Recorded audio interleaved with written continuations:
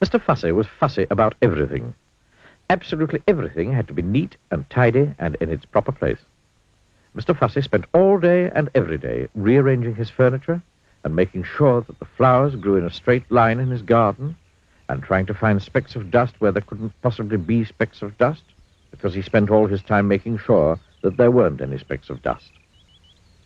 One fine morning, Mr. Fussy was having breakfast. He was very fussy about what he ate. He opened the marmalade pot. "Oh," he exclaimed, "it's got bits in it." And he spent the rest of the morning separating the bits from the marmalade. Or, if you prefer, the marmalade from the bits.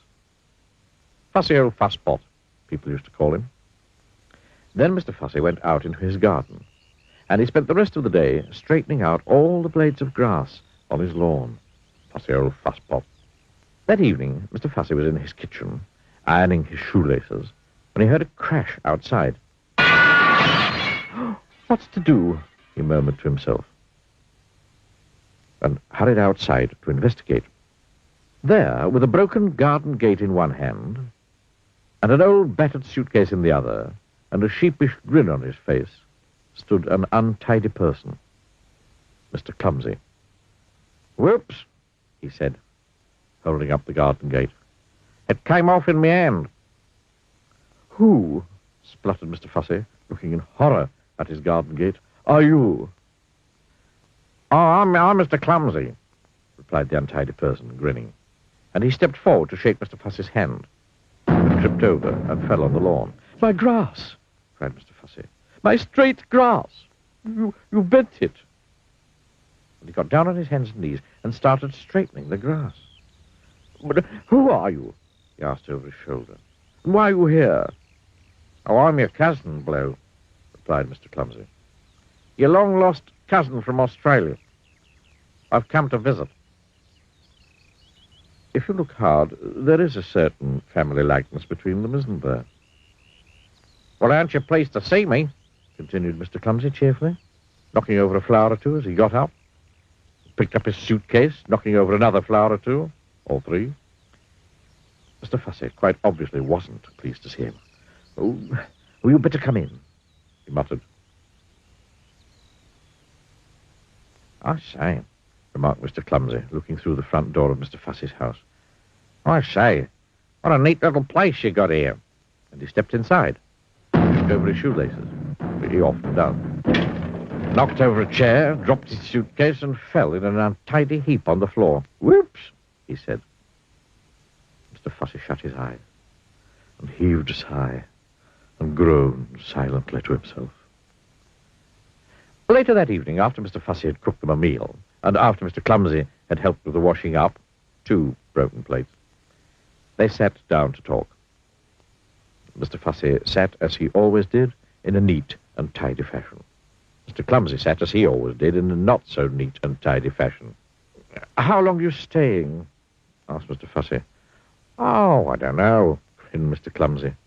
"Few days, week, year, haven't decided." Mr. Fussy groaned another long, silent groan to himself. And they went to bed. When he woke in the morning, Mr. Fussy jumped out of bed and went into his bathroom. Oh no, he gasped. "Oh, no." Oh, yes. Mr. Clumsy had been there before him. The towels lay in a heap on the floor. The bath was full of water. There were pools of water all over the bathroom floor. Half a tube of toothpaste had been squeezed out onto the mirror. What a mess. Mr. Fussy made it all neat and tidy as quickly as he could. Then he hurried downstairs.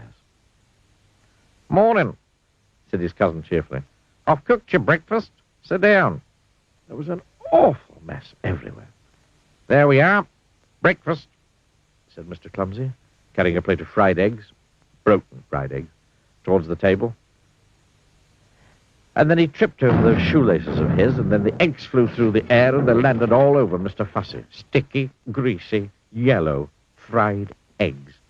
"Whoops," said Mr. Clumsy. After a week, Mr. Fussy's house didn't look like Mr. Fussy's house anymore. Don't you agree? But after 2 weeks, Mr. Clumsy decided to move on. Oh, thanks for having me, sport, he said to Mr. Fussy. It was very nice to see you, replied Mr. Fussy politely. What he was thinking was not so polite. It's very nice to see you going, was what he was thinking. Well, cheerio, said Mr. Clumsy. And off he went with his battered old suitcase. Goodbye, called Mr. Fussy, really meaning good riddance. Then Mr. Fussy fussed round his house as he'd never fussed before. Fussy old fusspot. That evening, Mr. Fussy was in his kitchen, polishing an egg, and he heard a crash outside. Oh, no, he groaned. Oh, not Mr. Clumsy back again. It can't be. Mustn't be.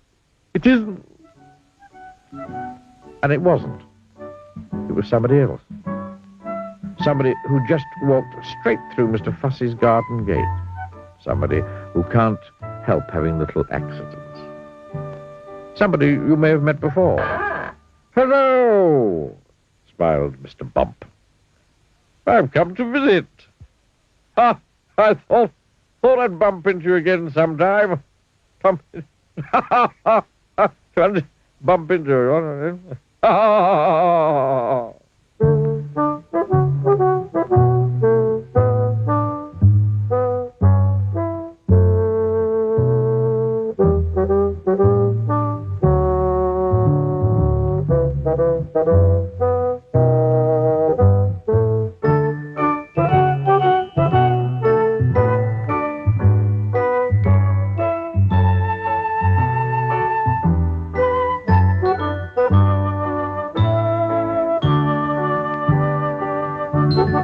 you.